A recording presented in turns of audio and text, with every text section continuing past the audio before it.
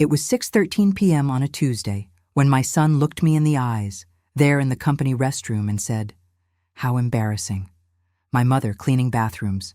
"Don't talk to me here. I don't want anyone to know you're my mother." For a second, I couldn't feel my feet touching the floor. I remember the smell of disinfectant, the echo of footsteps, and the weight of the mop in my hands. I had spent decades working in silence so that boy could have everything I never had. And at that moment, all he saw in me was embarrassment to be hidden. His father-in-law, Gerald Pierce, stood beside him in his $1,000 suit, looking at me like something that had crawled out of a drain. My daughter-in-law, Stephanie, had her hand covering her mouth, disgust evident in her eyes. The same eyes that had smiled so sweetly at our first meeting. "Marcus, let's go," she said, tugging at his sleeve. They walked away, just turned and left me standing there with my yellow cleaning cart and my gray uniform and my 69 years of life reduced to nothing more than an inconvenience. I didn't cry. Not there. Not in front of anyone. I pushed my cart to the supply closet and clocked out at 10:04 p.m. My supervisor, Rita, asked if I was okay. I told her I was fine. She didn't believe me. I took the bus home. 43 minutes through the city, watching people live their lives through the windows. I got to my apartment at 11:17 p.m. 1 bedroom, 4th floor, no elevator. I unlocked my door and finally let myself feel it. The weight of those words. "I don't want anyone to know you're my mother." My name is Helen Margaret Morrison. I was born in 1956 in Millbrook, Ohio. My father, Robert Crawford, worked at the steel mill for 37 years. My mother, Dorothy, was a seamstress who could make a dress out of old curtains look like it came from a department store. We didn't have much, but we had everything that mattered. I was the middle child of 5. We shared bedrooms and hand-me-down clothes. My mother taught me how to cook, how to stretch a dollar. My father taught me that hard work was noble and that your word meant something. I met Thomas Morrison when I was 19. He was 22, fresh from community college with a business degree and big dreams. He proposed on a Tuesday evening in June on my parents' porch swing. We married 3 months later. My mother made my dress. My father walked me down the aisle with tears in his eyes. It was perfect. We moved to the city. Thomas got a job as an account manager. I worked as a secretary. We saved every penny, building a life together. 3 years later, Marcus was born. 7 pounds, 4 ounces, dark hair like his father. I remember thinking, this is what I was made for. Thomas wanted me to stay home with the baby. I quit my job and became a full-time mother, throwing my whole heart into it. I was the room mother for every grade. I volunteered at every school event. I drove Marcus to baseball practice, piano lessons, debate competitions. When he struggled with math, I sat at the kitchen table with him every night. When he wanted to try out for basketball but didn't think he was good enough, I drove him to the park every Saturday. Everything I did for him. When Marcus was 16, he told us he wanted business school. I took a part-time job at the grocery store, working nights. Every dollar went into savings labeled Marcus's future. He applied to 12 universities. Northwestern gave him a full scholarship, full ride, everything.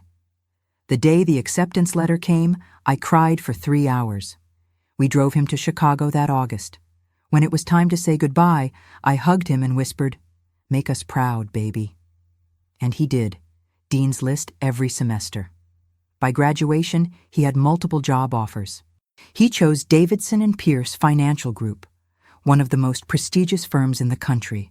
Thomas and I sat in that huge auditorium and watched our son walk across that stage. We were so proud we could barely breathe. Then he met Stephanie Pierce, daughter of Gerald Pierce, senior partner at Davidson and Pierce, a woman who'd grown up with more money than she could spend. Marcus brought her for Thanksgiving. I made my famous turkey and cleaned the house until it sparkled. Stephanie walked in wearing clothes that cost more than our monthly rent. She looked around our home with eyes that saw every worn spot, every outdated piece of furniture. "So this is where Marcus grew up," she said, making it sound like a historical poverty exhibit. I should have known then, but I wanted my son to be happy. They got married 18 months later. The wedding cost more than Thomas and I had made in 5 years. Gerald paid for everything and made sure we knew it. At the rehearsal dinner, he gave a toast about welcoming Marcus into a family of real distinction. He didn't mention us once. 2 years after the wedding, Thomas got sick. Pancreatic cancer, stage 4. The doctor said 6 months, maybe 8. Thomas lasted 8 months and 3 days. Marcus visited twice during that time. Each visit lasted less than an hour. The last time I saw my husband conscious, he said, "Helen, I'm sorry about the medical bills. I'm sorry I couldn't give you the life I promised." I told him he'd given me everything. Thomas died on a Sunday morning in November. Marcus didn't make it to the hospital in time. He was in the Hamptons with Stephanie's family. He said there was traffic. At the funeral, Marcus cried, but he left immediately after the burial. Stephanie had a charity gala that evening. The medical bills came like an avalanche, hundreds of thousands of dollars. I sold our house to pay what I could, but it wasn't enough. I moved into a 1-bedroom apartment in a neighborhood where the streets weren't quite safe after dark. I called Marcus once, asked if he could help with a few months of rent while I figured things out. He sighed. "Mom, Stephanie and I just bought the Manhattan condo. Money's tight right now. You should probably get a job." Get a job. At 63 years old. I tried. Nobody wanted to hire a woman my age with no recent experience. Finally, Service Pro Solutions cleaning company called me back. Evening shift, 2 p.m. to 10 p.m. Minimum wage plus a small shift differential. I took it, because I had no choice. For 3 years, I cleaned office buildings downtown. I mopped floors and scrubbed toilets and emptied trash cans. I wore a gray uniform with Helen stitched on the pocket, and I held my head high, because my father taught me that honest work is honorable work. 7 months ago, my supervisor assigned me to Davidson and Pierce Financial Group. I asked to avoid the 14th floor where Marcus worked. She said she'd try, but that Tuesday, a coworker called in sick. My supervisor needed someone to cover the executive bathrooms. 14th floor. I thought, what are the odds? I'll be in and out before anyone notices. But fate has a twisted sense of humor. I was coming out of the supply closet when I saw them. Marcus, Gerald, and Stephanie walking toward me, laughing about something. Marcus saw me first. I watched his face change. Watched the recognition hit him. Watched the embarrassment flood his features.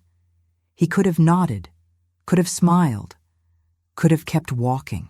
Instead, he stopped right in front of me, and that's when he said it. What a shame. My mother, cleaning toilets. I stood there for what felt like an eternity, but was probably only 10 seconds. The hallway was crowded with people leaving for the day, executives in expensive suits, assistants carrying files, everyone moving with purpose, with lives that mattered. And there I was, invisible. Except to my own son, who wished I was. Gerald Pierce looked me up and down like I was something he'd stepped in. "This is your mother, Marcus? The cleaning woman?" The way he said it. The cleaning woman. Like it was a disease. Stephanie actually took a step back. Like poverty might be contagious. "Marcus, we need to go. This is incredibly awkward." I wanted to say something. Wanted to remind him of every sacrifice, every late night, every dream I'd postponed so he could chase his. But my throat had closed up. The words were trapped somewhere between my heart and my mouth. Marcus wouldn't even look at me. He stared at a point just past my left shoulder. "Let's go. I have a conference call in 20 minutes. They walked away. I heard Stephanie's voice echo back. "Honey, you never told me your mother was... I just assumed..." I don't know what she assumed. That I was dead, maybe. That would have been easier for them. I finished my shift. Cleaned every bathroom on that floor with more attention than I'd ever given them before. Made sure every surface gleamed. If they were going to judge my work, I'd make damn sure they couldn't find fault with it. Rita was waiting for me when I got back to the service area at 9:47 p.m. She's been supervising cleaning crews for 15 years. She knows when something's wrong. "Helen, what happened up there?" "Nothing," I said. Just another day. The bus ride home felt longer that night. I kept replaying the moment. Marcus's voice, Gerald's contempt, Stephanie's disgust. When I got to my apartment, I didn't even turn on the lights. Just sat in the dark in my chair by the window and watched the city breathe. Lights turning on and off in windows across the street. Life happening everywhere except inside me. That's when the tears finally came. Not loud crying, just silent tears running down my face while I sat perfectly still. I'd given that boy everything. When he was 7 and wanted a bicycle for Christmas, I took on extra shifts for 3 months. When he was 15 and wanted to go on the school trip to Washington, D.C., but we couldn't afford it, I sold my mother's wedding ring, the one thing she'd left me when she died. Sold it to a pawn shop for $300 so my son could see the Lincoln Memorial. I never told him about the ring. Never told him about most of the sacrifices. Because that's what mothers do. We give quietly. We sacrifice in the shadows. We make our children's dreams possible and never ask for credit. But somewhere along the way, Marcus forgot. Or maybe he never really knew. Or maybe, and this is the thought that kept me awake that night, maybe he knew and just didn't care. I didn't sleep much. Maybe 2 hours, in broken pieces. I kept waking up with my heart racing, replaying that moment. Each time, I imagined saying something different, standing up straighter, looking Marcus in the eye and telling him exactly what I thought of his cowardice. But I hadn't, and I couldn't go back and change it. At 5:30 a.m., I gave up on sleep, made myself coffee, sat at my small kitchen table, and stared at the framed photograph I kept there. Marcus's college graduation. He's wearing his cap and gown, standing between Thomas and me. We're all smiling. Marcus looks so proud, so happy, so full of promise. I almost threw that picture away that morning, almost opened the window and let it fall 4 stories to the street below. But I didn't, because despite everything, he was still my son. And some part of me still hoped that somewhere inside the man who'd humiliated me, there was still a piece of the boy I'd raised. I went to work that day, and the next day, and the day after that. For 3 weeks, I avoided the 14th floor. My supervisor didn't ask questions, but I started noticing things. The way other cleaning staff talked about their families. Rosa showed everyone pictures of her grandson's birthday party. Miguel talked about his daughter's quinceañera. They all had families who claimed them, who were proud to be connected to them, who didn't hide them like dirty secrets. I was alone, truly, completely alone. One night, about 4 weeks after the hallway incident, I was cleaning the 12th floor conference room when I found something. A folder left on the table. I picked it up to put it aside and saw the name, Marcus Morrison. My hands shook as I opened it. I shouldn't have, but I did it anyway. Inside were project proposals, financial reports. But there was also a company newsletter. And in that newsletter, there was a photo. Marcus and Stephanie at some charity gala. She's wearing a dress that probably cost more than I make in 6 months. He's in a tuxedo, smiling at the camera. The caption reads, Marcus Morrison and wife Stephanie celebrate the firm's annual foundation fundraiser at the Metropolitan Club. I stared at that photo for a long time. They looked happy, successful, like they belonged in that world. And I looked down at my gray uniform, my worn shoes, my cleaning cart. That's when something shifted inside me. Not broke, shifted. I wasn't angry anymore. Anger is hot and sharp and burns itself out quickly. What I felt was colder, more deliberate, more permanent. I felt determined. If Marcus was ashamed of me because I cleaned toilets, fine. But I wouldn't always be cleaning toilets. I'd find a way to rise, to prove that I was worth more than they'd decided. I just had no idea how. I put the folder back on the table, finished cleaning the conference room. But something had changed. I wasn't just surviving anymore. I was planning, watching, learning. I started paying attention to how the company worked, who reported to whom, how the cleaning contracts were managed, who made the decisions about which service companies got hired and fired. I listened to conversations I wasn't supposed to hear. Executives complaining about cleaning quality. Assistants gossiping about difficult managers. Maintenance staff discussing building operations. I'd been invisible for so long. I'd forgotten that invisible people see everything. And I started to see an opportunity. Something small. Something that would take time, but something that might give me a chance to change my story. That folder I found, that photo of Marcus and Stephanie looking so perfect and so far above me. That was the moment my plan began. The moment I decided that if my son wanted to pretend I didn't exist, I'd make sure that when I finally did appear in his world again, it would be on my terms, not his. But first, I had to survive. I had to keep showing up, keep doing the work, keep being invisible just a little bit longer. Because the best revenge isn't loud, it isn't immediate, it's patient, it's strategic. And after 69 years of life, if there's one thing I'd learned, it's how to be patient. The question was, how long would I have to wait? I should have seen it coming. That's what keeps me up at night. Not what Marcus did in that hallway, but all the signs I ignored before we ever got there. The first one was probably Christmas 6 years ago. The last Christmas Thomas was healthy. Marcus had been at Davidson and Pierce for about a year. He pulled up in a new BMW, silver, the kind of car that cost more than Thomas made in 2 years. I was so proud.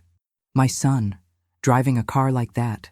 Thomas and I stood in the driveway admiring it, while Marcus showed us the features. "You worked hard for this, son," Thomas said. But then Marcus's phone rang during dinner. He looked at it. "I need to take this. It's Gerald."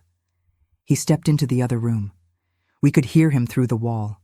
His voice changed when he talked to Gerald, got smoother, more refined. He used words he never used with us. "On Christmas Eve?" I said when he returned. "Can it wait?" Marcus looked at me like I'd suggested something absurd. "Mom, when you're at a firm like Davidson and Pierce, you're always working. That's what it takes to succeed." That was the beginning. The moment Marcus started choosing Gerald's world over ours. I just didn't want to see it. There were other signs. The way he started correcting my grammar. The way he'd glance around our house with these quick, evaluating looks. The way he talked about Stephanie's family's summer house, their winter trips to Aspen, their opera box seats. When Thomas got sick, I called Marcus at work to tell him, "Mom, I'm in the middle of a really important meeting. Can I call you back?" He did call back, 3 hours later, and when I told him the diagnosis, there was this calculating pause. "Okay," he finally said. "What are the doctors saying? What's the timeline?" Timeline. Like his father's death was a project with deliverables and deadlines. But let me tell you about what happened after I found Marcus's folder. After I decided I wasn't going to stay invisible forever. I started watching how things worked at Davidson and Pierce. Really watching. The cleaning contract was managed by the facilities department. The director was Patricia Chen, mid-50s, always in neat pantsuits, always walking fast. Service Pro Solutions, my company, was one of 3 cleaning contractors that rotated between buildings. The contracts came up for renewal every 2 years, and from what I overheard, not everyone was happy with Service Pro's performance. One day, I was emptying trash near the facilities office when I heard Patricia on the phone. "I don't care what their bid was, Jerry. I care about quality. We've had 3 complaints this month about the 10th floor bathrooms. 3. That's unacceptable." I slowed down, moved quieter. "Yes, I know we're locked in until June, but when that contract comes up, I want other options on the table." Service Pro's contract was up in June, 4 months away. That night, I couldn't stop thinking, what if Service Pro lost the contract? What if there was a way to turn this into an opportunity? I started paying attention to how my supervisor, Rita, managed our team. The company wasn't huge, maybe 300 employees across the city. And they were failing. I could see it. The other cleaners cut corners, showed up late, did the bare minimum. I started working differently, looking for problems before they became complaints. If a soap dispenser was running low, I refilled it. If a light bulb was flickering, I reported it to maintenance. Patricia Chen noticed. One evening, she stopped me as I was cleaning outside her office. "You're Helen, right? I've noticed your work. This floor is always spotless. Thank you." It was such a small thing, but it planted a seed. I started arriving 15 minutes early to each shift, staying 15 minutes late. I learned everyone's names, learned which executives were particular about their offices, which conference rooms needed extra attention. I made lists, kept notes in a small notebook, tracked patterns, which bathrooms got the most traffic, which floors needed deep cleaning, where the common problems occurred. Rita noticed too. "Helen, you're making the rest of us look bad." But I was building something, learning the business from the ground up, literally. At home, I started researching. The public library had computers. I went there on my days off and taught myself. Looked up cleaning industry standards, contract management, facilities operations, business licensing. I found out that commercial cleaning contracts were public record, found out what the going rates were, what the profit margins looked like, how the bidding process worked. I was 69 years old, learning things I should have learned 40 years ago, but better late than never. Around this time, I saw Marcus again, from a distance. He walked through the lobby with colleagues, laughing, telling some story. He looked happy, successful, completely unburdened by any thought of his mother scrubbing toilets 3 floors above. I felt that cold determination again. He'd made his choice. Now I'd make mine. I started talking to the other cleaning staff. Really talking. I learned about their struggles, their frustrations. Miguel told me he'd asked for a raise 3 times and been denied. They don't care about us. Rosa said she'd reported broken equipment twice and it hadn't been replaced. I'm using equipment from 2003. James, who'd just started, said the training was so poor. They gave me a mop and said figure it out. No safety training. Nothing. I understood that Service Pro was failing, not because the workers were bad, but because the management didn't care, didn't invest, didn't respect the people doing the actual work. And I started to see, very dimly, the shape of what I might do. But I also knew I was being foolish. I was a 69-year-old woman with no business experience, no capital, no connections. What could I possibly do? Still, I kept learning, kept watching, kept working harder than anyone else. 3 months after the hallway incident, Patricia Chen called a meeting with Rita and Frank. I was cleaning the conference room next door and could hear everything through the wall. "The executive board is not happy," Patricia said. "We've had multiple complaints. When the contract comes up for renewal in 3 months, I need to know if Service Pro can commit to real improvements.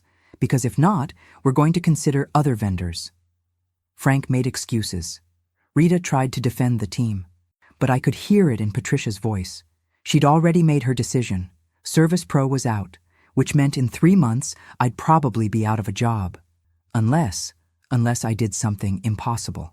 That impossible thing started taking shape on a Thursday afternoon in late April. I was at the library, reading about small business loans and commercial cleaning licenses when Denise came over with tea. "You've been here every Tuesday and Thursday for 2 months, Helen. What are you working on?" I looked up at her. She had kind eyes. "I'm trying to figure out if I can start my own business." She didn't laugh, just pulled up a chair. "What kind of business?" "Commercial cleaning. I know I could run a company better than the one I work for now, but I don't have money. I barely have enough to pay my rent." Denise nodded slowly. "My husband started a small business 12 years ago. I helped him with all the paperwork. It's complicated, but it's not impossible." Over the next hour, she showed me resources I didn't know existed. Small business development centers, micro-loan programs, free consulting services. She pulled up the forms I'd need to register a business. "You'll need a business plan," she said, "and you'll need to prove you have potential clients." I went home with a stack of papers and a head full of information. I sat at my kitchen table until 3 a.m., reading everything: business structure, insurance, equipment costs, marketing strategies. It was overwhelming, terrifying. It was also the first time in 3 years I'd felt something other than grief or shame. I felt hope. The next day, I did something bold. I waited until Patricia Chen was leaving her office and approached her. "Ms. Chen, may I speak with you for just a moment?" She looked surprised. "Helen, right?" "Of course." My heart was hammering. "I understand the cleaning contract is up for renewal soon. And I understand there have been quality concerns with Service Pro. I've been thinking about starting my own cleaning company. If I could put together a proposal, would you consider it?"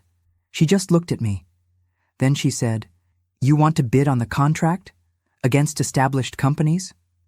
"Yes, ma'am." "Helen, do you have any idea what that entails? Insurance, bonding, staff management, equipment, scheduling systems?" "I know. I've been researching. I'm not saying I have everything figured out. But I'd work harder than any other company you could hire, because it would be mine." She studied me. Then she pulled a business card from her bag and wrote something on the back. "This is my email.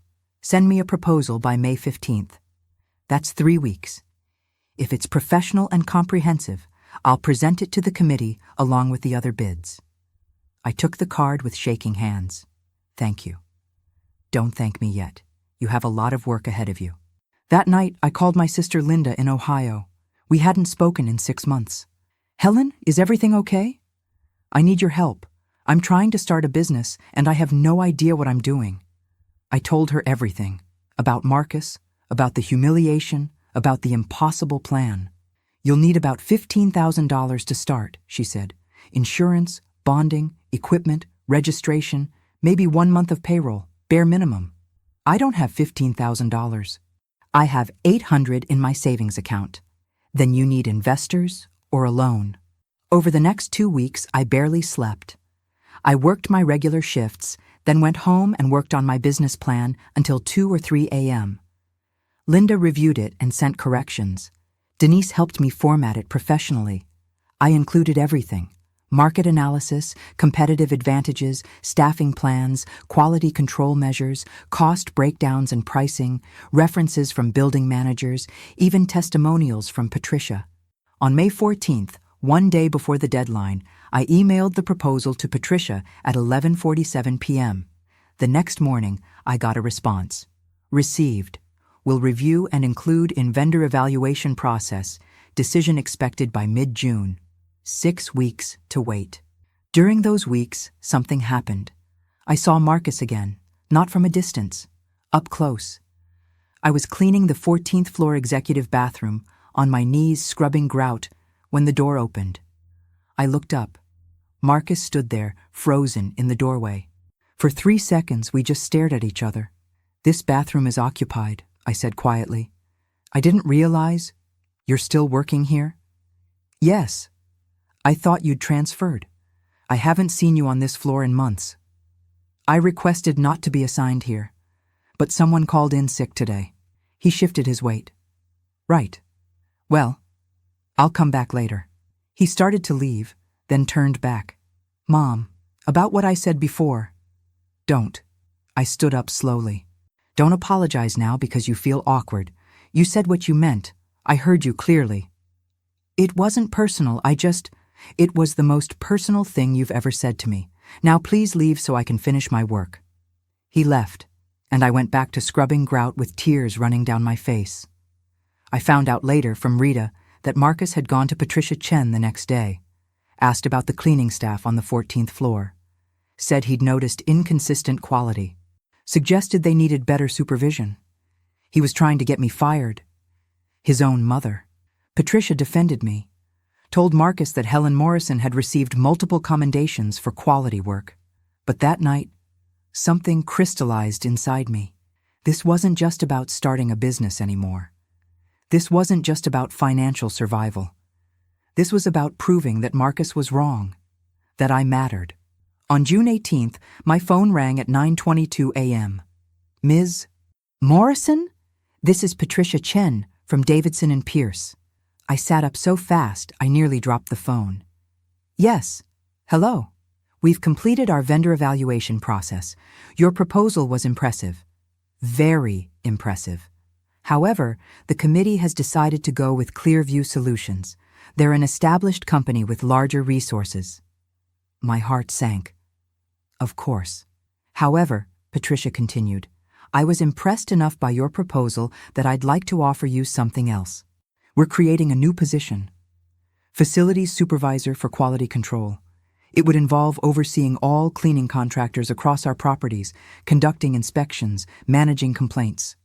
The salary is $48,000 a year with benefits. Would you be interested? I couldn't speak. Couldn't breathe. Ms. Morrison, are you there? Yes, I'm here. Yes. Yes, I'm very interested. Good. Can you come in Monday at 10 a.m. to discuss the details? Yes, absolutely. Thank you. After she hung up, I sat there holding my phone, shaking.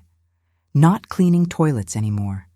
Supervising the people who did, making more money than I'd made in my entire life, with benefits, health insurance, retirement contributions.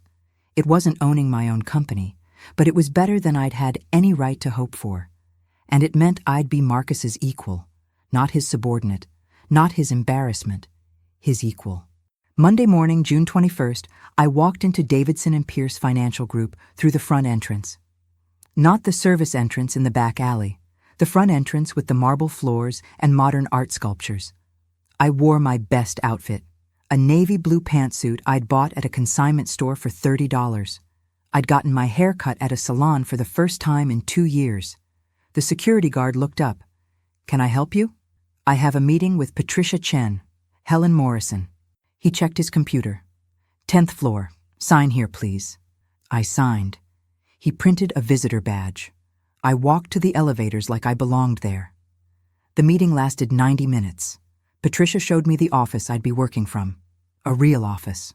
Small, barely bigger than a closet, but it had a desk and a computer and a door that closed. My name was already on a placard outside. Helen Morrison, Quality Control Supervisor. I stared at that placard for a long moment. 69 years old, and this was the first time my name had ever been on an office door. Patricia walked me through my responsibilities. I'd be managing quality standards across 4 buildings, conducting weekly inspections, reviewing contractor performance, handling complaints. You'll have authority to approve or reject vendor work, she said. If a contractor isn't meeting standards, you can put them on probation or recommend we terminate the contract. Authority. I'd never had authority over anything except my own household. After the meeting, I walked back through the building in a daze. I took the elevator down to the ground floor. As the doors opened, I nearly walked straight into someone. Marcus. He was holding a coffee cup, checking his phone. He glanced up, then recognized me. His eyes widened. Took in my outfit. The visitor badge, the folder under my arm. Mom, what are you doing here? I had a meeting. A meeting? With who? Patricia Chen. I'm starting a new position next month, Facilities Quality Control Supervisor. I watched the information process across his face. Confusion, disbelief, then something that might have been fear. You're going to be supervising facilities? Cleaning contractors specifically. Making sure they meet company standards. I'll be conducting inspections, reviewing performance, making recommendations about contract renewals. He just stared at me. How did this happen? I wrote a business proposal. Ms. Chen was impressed. She offered me this position instead. Does she know you're my mother? There it was. Not congratulations, not pride, just worry that somehow I'd embarrass him again. No, I said. I don't make a habit of telling people about my son, the one who told me not to acknowledge him in public. His face flushed. That's not fair. I was under a lot of pressure that day. Pressure to what? Pretend your mother doesn't exist? People were starting to look at us. Marcus lowered his voice. Can we not do this here? You're right. This isn't the place. I stepped around him toward the exit. Congratulations on your promotion, by the way. I heard you made senior analyst last month. Your father would have been proud. I walked away before he could respond. My hands were shaking. But this time, it wasn't from sadness or shame. It was from something that felt remarkably like power. The next 10 days were a blur. I worked my final shifts at Service Pro. Said goodbye to Rita and Miguel and Rosa and James. They threw me a small party on my last day.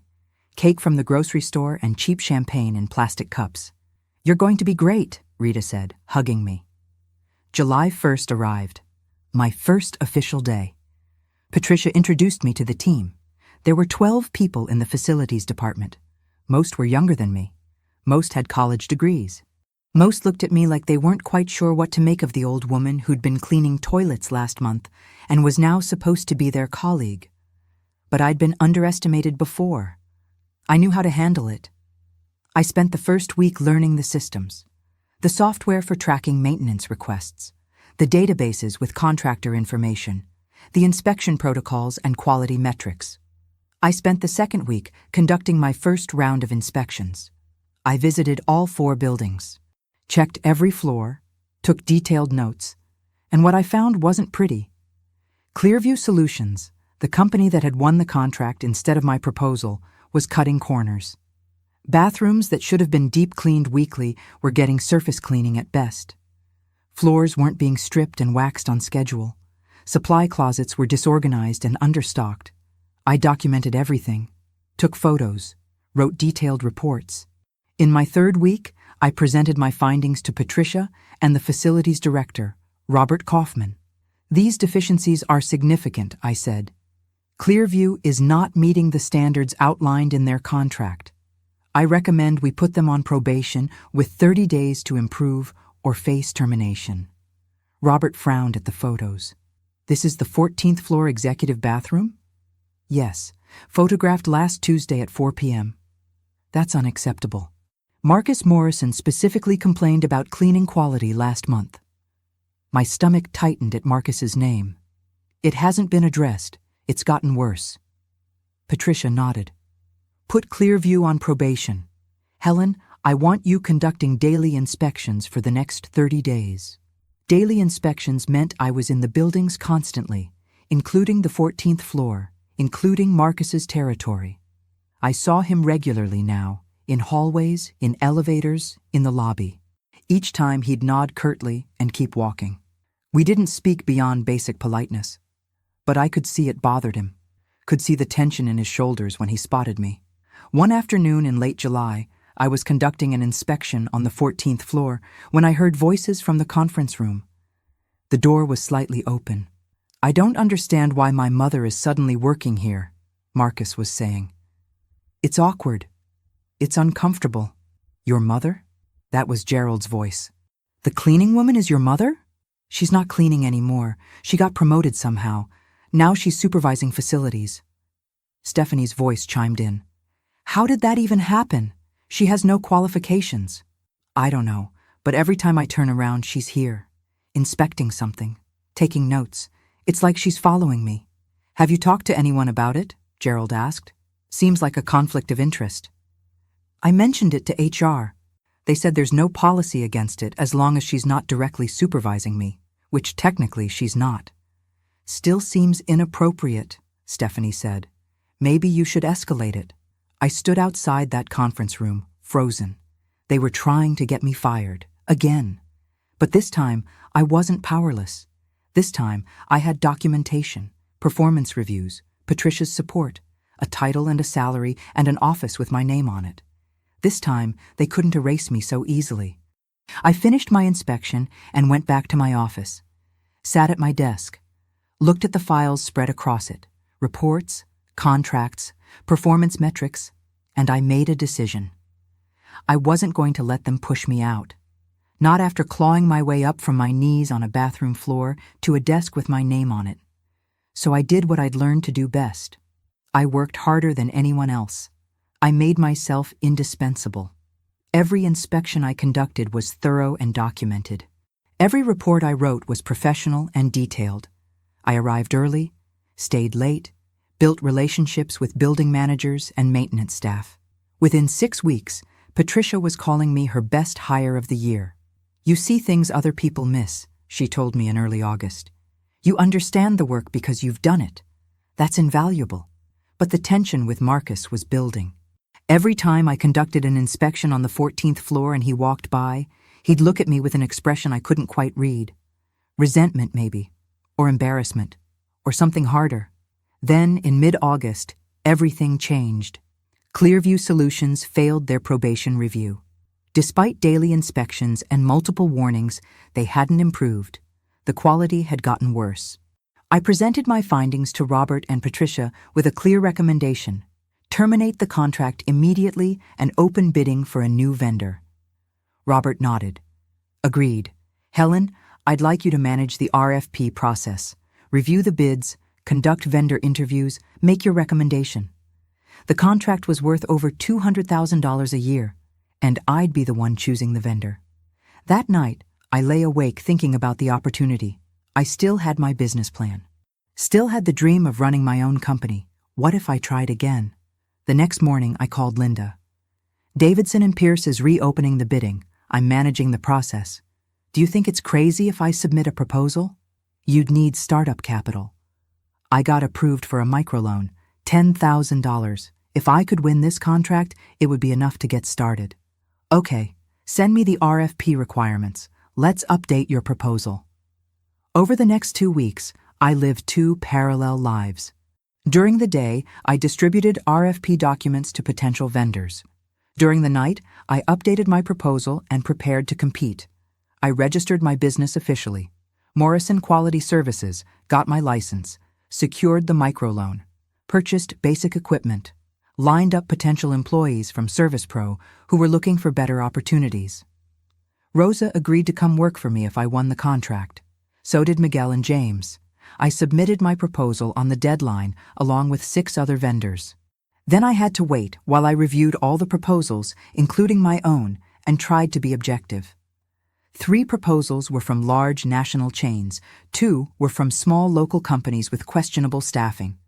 1 was from a medium-sized regional company called Premier Facility Services. Professional proposal, competitive pricing, solid references. And 1 was from Morrison Quality Services. My company, my dream. Premier was good, really good. But Morrison Quality Services offered something the others didn't. An owner-operator who would personally oversee the work, who had intimate knowledge of the buildings, who had 3 years of experience cleaning these specific facilities. Still, I knew how it would look. The supervisor recommending her own company. So I scheduled interviews with the top 3 vendors, conducted by a committee. Me, Patricia, Robert, and 2 building managers. Premier came first. Professional presentation. Confident answers. The national chain came second. Slick presentation, but generic answers. Morrison Quality Services came last, which meant I came last. I walked into that conference room as both the interviewer and the interviewed. I presented everything I'd prepared. My understanding of the building's needs, my quality control procedures, my staffing plan, my pricing, my commitment to personal oversight and accountability. Robert asked, "How do we know you can deliver? You've never run a company before." You're right, I haven't. But I've worked in this industry for 3 years at the ground level. I've seen what goes wrong when companies prioritize profit over quality. I'm promising something different. A company where the workers are respected and properly equipped. Where the owner is personally invested in every single job because my name is on the contract. Patricia leaned forward. Helen, be honest. Is this the best use of your time? You're doing excellent work as our quality control supervisor. Starting a business would mean leaving that position. Are you sure you want to take that risk? If Morrison Quality Services wins this contract, I would resign to avoid any conflict of interest. But yes, I want to take that risk, because I believe I can build something good. The interview ended. I excused myself from the scoring. Patricia told me later that the committee was split. The deciding vote would come from the executive board. 2 weeks later, Patricia called me into her office. The board made their decision about the cleaning contract. My heart was pounding. And they chose Premier Facility Services. They felt that while your proposal was strong, you lacked the track record of successfully running a business. I nodded slowly. Tried to keep my face neutral even though I felt like I'd been punched in the stomach. I understand. Helen, I argued for you, but I was outvoted. Thank you for believing in me. I still do, which is why I have another proposition for you. I looked up. Service Pro Solutions is losing contracts across the city. They're in financial trouble. The owner, David Kovac, is looking to sell. I heard he's asking $90,000 for the company. Existing contracts, equipment, client list, everything. I don't have $90,000. No. But you have a business plan, a microloan approval, and a reputation for quality work. What if you approached him, offered to buy the company with a combination of down payment and payment plan? You'd be taking over an established business instead of starting from scratch. I stared at her. Why would he sell to me on a payment plan? Because he's desperate. He's losing money every month. And because I'd be willing to write you a reference. Tell him that if you owned Service Pro and improved their quality standards, I'd consider bringing them back into the Davidson and Pierce vendor pool. It was more than I'd dared to hope for. I'd need to see the books, understand what I'd be taking on. Of course, I can make an introduction if you're interested.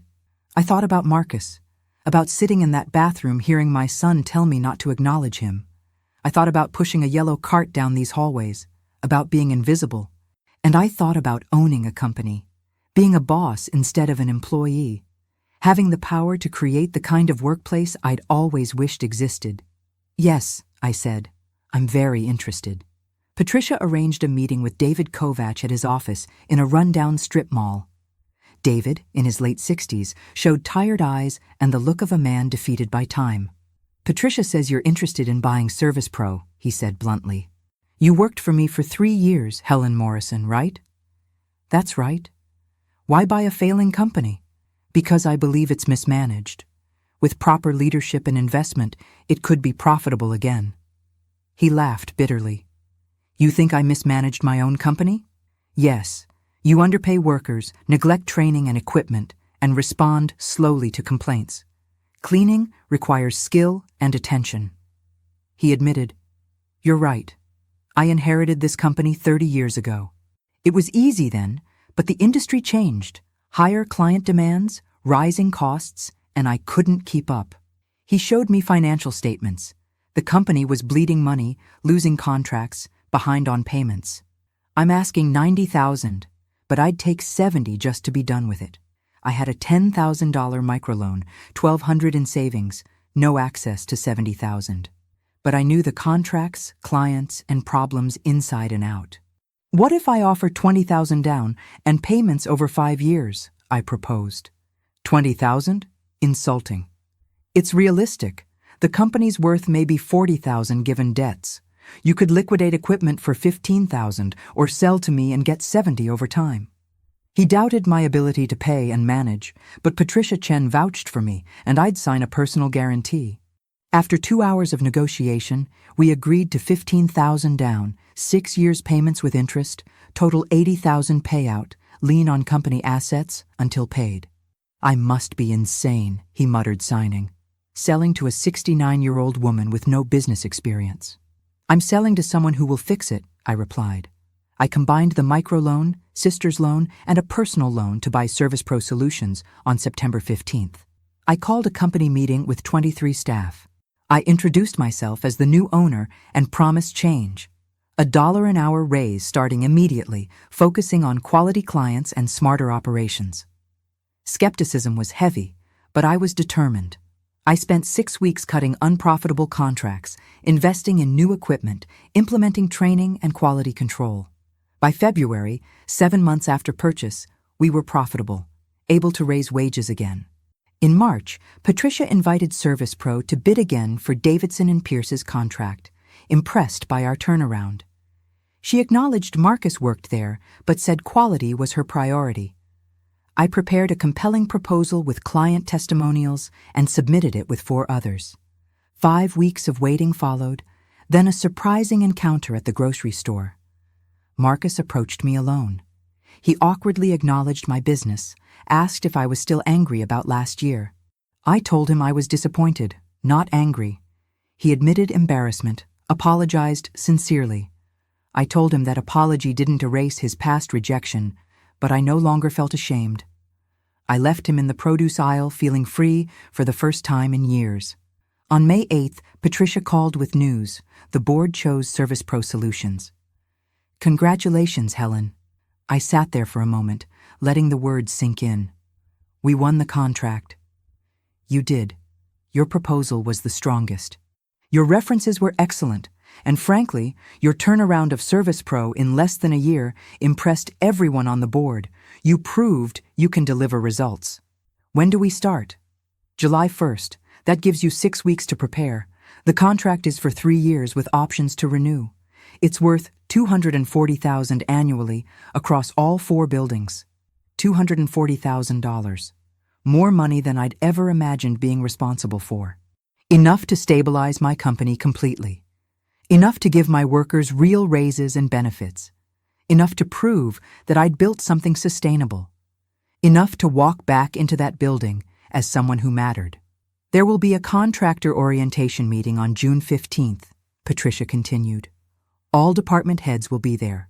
Facilities, operations, security, executive administration. You'll present your service plan and meet the key stakeholders you'll be working with. Who's in executive administration? She pulled up a list on her computer. Let's see, Robert Kaufman, obviously. The CFO, the COO, several senior partners including Gerald Pierce, and the senior analysts who manage high-level client accounts. My stomach tightened. Marcus Morrison is a senior analyst. He is. Will that be a problem? No, I said. It won't be a problem. But it would be. Of course it would be. Because Marcus would be sitting in that room when I presented my service plan. When I explained how my company would be operating in his building. When I established myself as a vendor with authority and professional standing. When I stopped being invisible. The next 6 weeks were chaos. Good chaos, but chaos. I hired 4 new employees to handle the increased workload. Purchased 2 new floor buffers and a carpet cleaning system. Implemented a new scheduling software. Created detailed protocols for the Davidson and Pierce contract. Rosa would be the lead supervisor for the Davidson and Pierce buildings.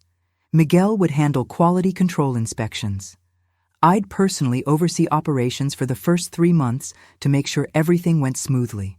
You're giving me a supervisor position? Rosa asked when I told her. Me? You're the best worker I have. You care about quality. You know how to manage people. You've earned it. She cried. Actually cried. Nobody's ever promoted me before.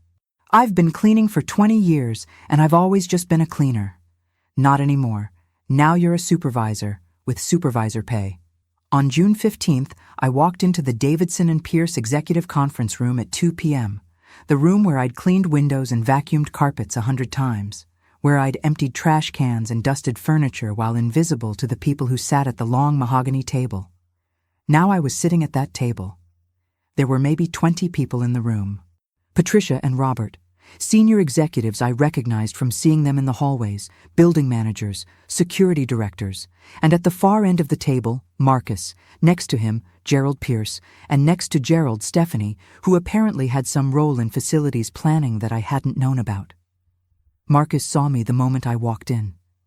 I watched his face go pale, watched him lean over and whisper something to Gerald, watched Gerald's eyebrows raise as he looked at me. Patricia stood. Everyone, thank you for coming. We're here to introduce our new cleaning services contractor for all Davidson and Pierce properties, Helen Morrison, owner of Service Pro Solutions. I stood, walked to the front of the room, connected my laptop to the projector. Every eye in the room was on me. Good afternoon. I'm Helen Morrison. Some of you know me already. For others, this is our first formal introduction.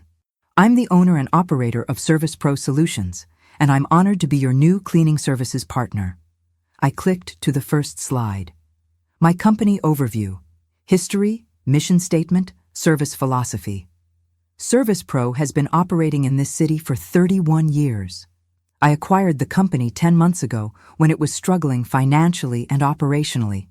Since then, we've implemented comprehensive reforms, staff training programs, equipment upgrades, quality control systems, client satisfaction protocols. Next slide, our current client list and testimonials. We currently serve 12 commercial properties across the city. Our client retention rate is 92%. Our average employee tenure has increased from 8 months to 14 months in less than a year. We've achieved this by treating our workers with respect, paying fair wages, and investing in the tools they need to do excellent work. I could see Marcus shifting in his seat, uncomfortable. Gerald was watching me with an unreadable expression. For the Davidson and Pierce contract, we'll be implementing a specialized service plan. I walked them through it, detailed schedules, quality metrics, communication protocols, emergency response procedures, everything professional and thorough and exactly what a major corporate client would expect. When I finished the presentation, Robert said, "Thank you, Helen. Questions from anyone?" Marcus's hand went up. "Yes, Marcus? I have a concern about potential conflicts of interest." His voice was steady, professional, but I could hear the edge underneath. "Ms. Morrison, isn't it true that you previously worked as a cleaner in this building? And that you have personal connections to some employees here?" The room got very quiet. I looked directly at him. "Yes, Marcus. I worked as a cleaner in this building for approximately 1 year. That experience gave me intimate knowledge of the facilities, the challenges, and the expectations. As for personal connections, I'm not aware of any that would constitute a conflict of interest. If you have specific concerns, I'd be happy to address them." He glanced at Gerald, then back to me. "I just think it's worth noting. For transparency. Transparency is important," I agreed. "So let me be completely transparent. I started at the bottom of this industry. I cleaned toilets. I mopped floors. I emptied trash cans. I did the work that most people don't want to think about. And that experience taught me something invaluable, that the people who do this work deserve respect. They deserve fair pay and proper training and equipment that works. They deserve to be seen and valued. That's what my company provides. That's what differentiates us from contractors who see cleaning as just a commodity service." Patricia was nodding. So were several other people in the room. Gerald spoke up. "All well and good, Ms. Morrison, but Marcus raises a fair point. You have a personal history in this building. How do we know that won't affect your objectivity?" "You don't," I said simply. "Just like I don't know for certain that your personal history of privilege and wealth hasn't affected your objectivity in business decisions. We all bring our experiences to the table. The question is whether we use those experiences to do better work or to make excuses for poor performance. I intend to use mine to do better work." Stephanie made a small sound, almost a gasp, like she couldn't believe I'd spoken to Gerald that way. But Gerald just smiled, a thin, cold smile. Fair enough. The meeting continued. Other questions were asked and answered. Details were discussed. By 4 p.m., we were finished.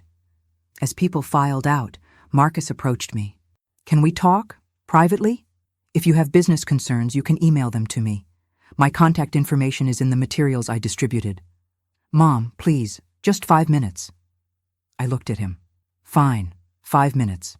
We stepped into a small break room off the main hallway. Marcus closed the door. "What are you doing?" he asked. "Are you trying to embarrass me?" "I'm trying to run a business. Your embarrassment is not my concern. You're going to be here constantly. People are going to figure out you're my mother. Gerald already suspects. This is going to make things incredibly awkward for me. Then maybe you should have thought about that before you told me not to acknowledge you in public." I apologized for that. "You apologized in a grocery store after you got caught off guard. You never apologized when it mattered. You never stood up for me when I needed you to." He ran his hand through his hair, a gesture I remembered from when he was young and frustrated. "What do you want from me? You want me to announce to everyone that my mother owns the cleaning company? You want me to make a big deal out of it? I don't want anything from you, Marcus. I wanted you to be proud of me, or at least not ashamed. But I've stopped waiting for that. I'm proud of myself. I built this company. I turned it around. I won this contract on merit. And I'm going to do excellent work, regardless of whether you approve or not. This feels like revenge. Does it? Because from where I'm standing, this is just me succeeding at something you thought I was too old, too uneducated, too beneath you to accomplish. I never said that. You didn't have to." There was a long silence. Then Marcus said quietly, "Dad would have been proud of you, for what you've built." That hit me harder than I expected. My eyes burned with tears I refused to let fall. "Your father would have been ashamed of you, for how you treated me, He flinched like I'd slapped him. "I'm not trying to hurt you," I said. "I'm just telling you the truth. The man who raised you taught you to respect honest work, to value people for their character, not their income or status. Somewhere along the way, you forgot that. Or maybe you never really learned it. That's not fair, isn't it?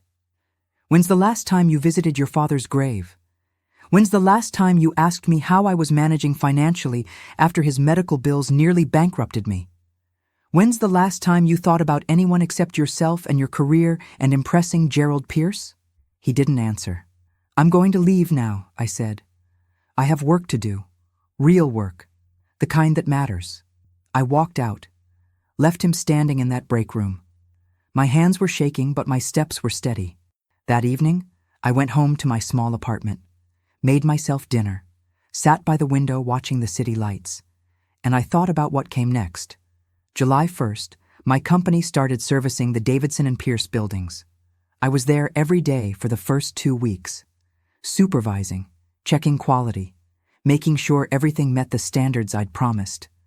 I saw Marcus occasionally, in hallways, in elevators. We'd nod politely. Sometimes he'd say, "Good morning." I'd say it back. Professional, distant, like we were acquaintances, not family. One afternoon in late July, I was inspecting the 14th floor executive bathroom. The same bathroom where I'd been on my knees when Marcus humiliated me 2 years earlier. I stood there for a moment, looking at the gleaming fixtures, the spotless mirrors, the pristine floors. My company's work, my standards. The door opened. Gerald Pierce walked in, then stopped when he saw me. "Ms. Morrison." "Mr. Pierce." "Quality inspection?" "Yes." "Just making sure my team is meeting expectations." He walked to the sink, washed his hands, dried them carefully with a paper towel. Then he turned to me. "I underestimated you," he said. "When Marcus first mentioned his mother worked here as a cleaner, I assumed. Well, I made assumptions about what kind of person you were. I was wrong." "What kind of assumptions?" "That you were uneducated, unmotivated. Someone who'd failed at life and ended up in a service job because you had no other options. I see now that I was being an ass." I almost laughed. "Yes, you were. Marcus talks about you sometimes. Not often, but sometimes. I don't think he knows how to reconcile the mother he remembers with the business owner he sees now. It challenges his understanding of the world. Maybe that's good for him. Maybe." Gerald moved toward the door, then paused. "For what it's worth, I think you're doing impressive work. Your company's performance has been excellent. Thank you." After he left, I finished my inspection, checked every detail, made notes about a soap dispenser that needed adjustment and a tile that was slightly loose. Then I stood in front of the mirror and looked at myself. 70 years old now. My birthday had passed in June. 70 years of life, of joy and heartbreak and struggle and survival. I looked at the woman in the mirror. Gray hair, lines around my eyes and mouth, hands that showed decades of work, but also a woman who owned a successful business, who employed 15 people and gave them fair wages and respect, who had proven everyone wrong who'd underestimated her. I still wonder if I did the right thing. Building this company, winning this contract, putting myself in Marcus's professional world. Part of me wanted to prove I was worth more than he'd decided. Part of me wanted justice. Part of me just wanted to survive and build something meaningful. And you, what would you have done in my place? Tell me in the comments. I truly want to know what you think. 3 weeks later, there was a company-wide meeting at Davidson and Pierce. All staff, mandatory attendance, some announcement from the executive board. I wasn't required to attend as a contractor, but Patricia asked me to come. "It affects your services," she said. "You should be there." The meeting was in the large auditorium on the 2nd floor. Hundreds of employees filing in, executives on the stage. I sat in the back, trying to be unobtrusive. The CEO gave a speech about company performance and values. Then Patricia stood up.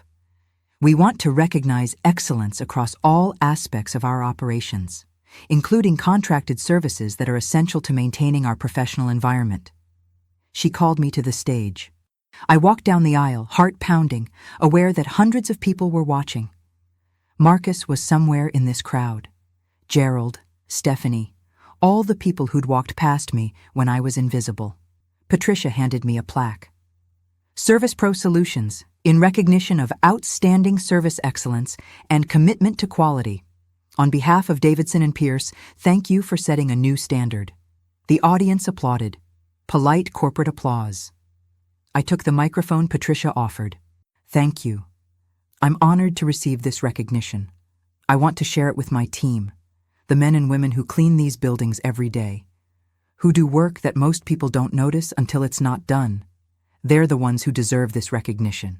I paused, looked out at the audience, found Marcus in the third row. I learned how to clean bathrooms, how to mop floors properly, how to see dirt and solve problems that others miss. Those are valuable skills. But there's another skill that's even more important.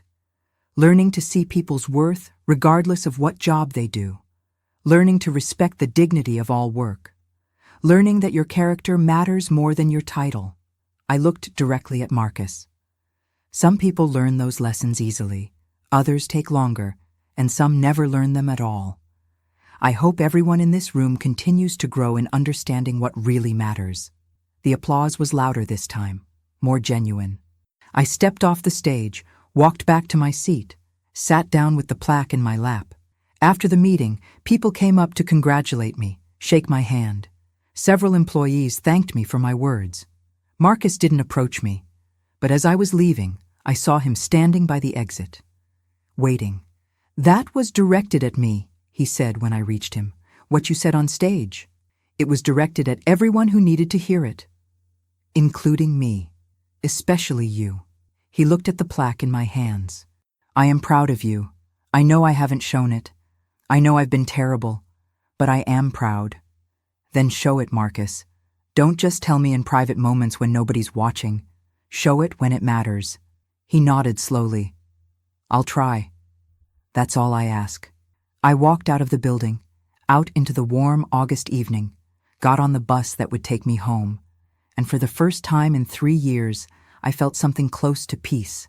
Not happiness exactly, not closure, but peace. The knowledge that I'd fought my way up from the lowest point of my life and built something real, something that mattered. I'd learned to clean bathrooms, learned to scrub and polish and make things shine. But more importantly, I'd learned that my worth wasn't determined by what other people thought of me. That dignity comes from within. That honest work deserves respect.